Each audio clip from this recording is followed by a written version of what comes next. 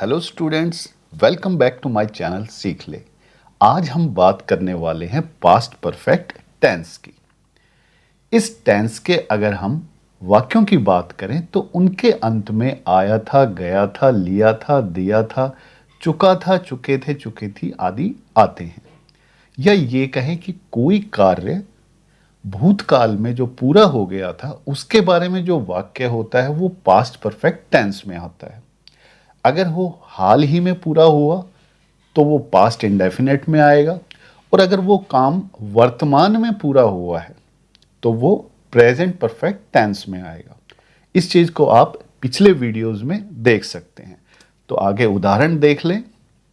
मैंने यह पाठ पढ़ लिया था, यानी ये जो कार्य है वो भूतकाल में पूरा हो गया था या हो चुका था। मेरे पिताजी दिल्ली से वापस आ गए थे। हम क्रिकेट खेल चुके थे। अगर यहां पर था की जगह है आ जाएगा तो वो प्रेजेंट परफेक्ट टेंस में लिखा जाएगा।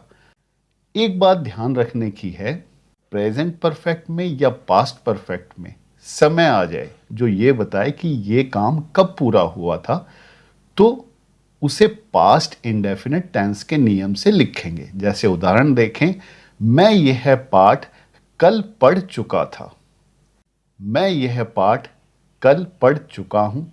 देखिए, यहां पर चुका था है, यहां पर चुका हूं। दोनों वैसे पास्ट परफेक्ट के लगते हैं, लेकिन ये दोनों ही पास्ट इंडेफिनिट में लिखे जाएंगे। ये सभी वाक्य पास्ट इंडेफिनिट टेंस में लिखे जाएंगे। अब रूल देख लेते हैं कि अफर्मेटिव और नेगेटिव सेंटेंसेस में सबसे पहले सब्जेक्ट आएगा, उसके बाद हेड। आपको ध्यान होगा प्रेजेंट परफेक्ट में यहां पर हैज या हैव था। हमें देखना था कि सब्जेक्ट थर्ड पर्सन सिंगुलर है या नहीं है, लेकिन यहां पर इस तरह की कोई समस्या नहीं है। हर सब्जेक्ट के साथ सब्जेक्ट चाहे सिंगुलर हो, प्लूरल हो, फर्स्ट पर्सन हो, सेकंड पर्सन हो, थर्ड पर्सन हो, कोई भी, सबके साथ हैड ही आएगा। उसके बाद अगर हमारा सेंटेंस नेगेटिव है तो नॉट लिखेंगे, और फिर वर्ब की थर्ड फॉर्म, उसके बाद ऑब्जेक्ट। अब देख लें इंटेरोगेटिव सेंटेंसेस को। तो जो प्रश्न क्या से आरंभ होते हैं, यानी कि जिसका प्रश्न का पहला शब्द ही क्या होता है, तो हेल्पिंग वर्ब को हम स्टार्टिंग में ले आएंगे। जैसे यहां पर हमने हैड लिखा है, उसके बाद सब्जेक्ट प्लस अगर नेगेटिव क्वेश्चन है हमारा तो नॉट, और वर्ब की थर्ड फॉर्म और बाकी ऑब्जेक्ट और अन्य चीजें। प्रश्न चिन्ह लगाना ना भूलें इनके अंदर। अगर हमारा वाक्य क्या से आरंभ नहीं हो रहा, उसमें कहां, क्यों, कैसे, इस तरह से कुछ पूछा गया है, तो वहां पर व्हाट, व्हेन, वेयर जो भी उसके लिए शब्द है वो आरंभ में लिखेंगे। बाकी ऊपर वाला पूरा नियम पीछे दोहरा देंगे। उदाहरणों के माध्यम से इस चीज को समझ लें कि मैंने यह पाठ पढ़ लिया था। I had read this lesson. उन्होंने सड़क की मरम्मत कर दी थी। They had repaired the road. हमने यह पिक्चर नहीं देखी थी। We had not watched this movie. क्या गाड़ी जा चुकी थी? तो देखिए यहां पर जो प्रश्न बन रहा है वो क्या से आरंभ हो रहा है।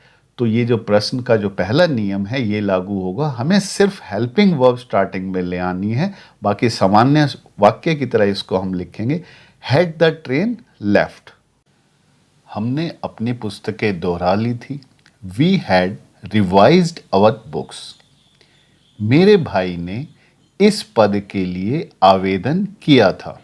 My brother had applied for this post. आपने मेरा भाई कहाँ देखा था? अब देखिए, ये प्रश्न क्या से आरंभ नहीं हो रहा, यहां पर कहाँ पूछा गया है। तो उसके लिए जो भी शब्द है वो हमने आरंभ में लिखा, उसके बाद हेल्पिंग वर्ब लेकर आए, उसके बाद सब्जेक्ट, और फिर वर्ब की थर्ड फॉर्म, और उसके बाद बाकी चीजें।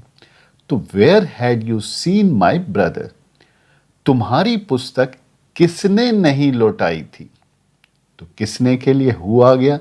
Who had not returned your book. वे पिछले रविवार से नहीं खेले थे। They had not played since the last Sunday.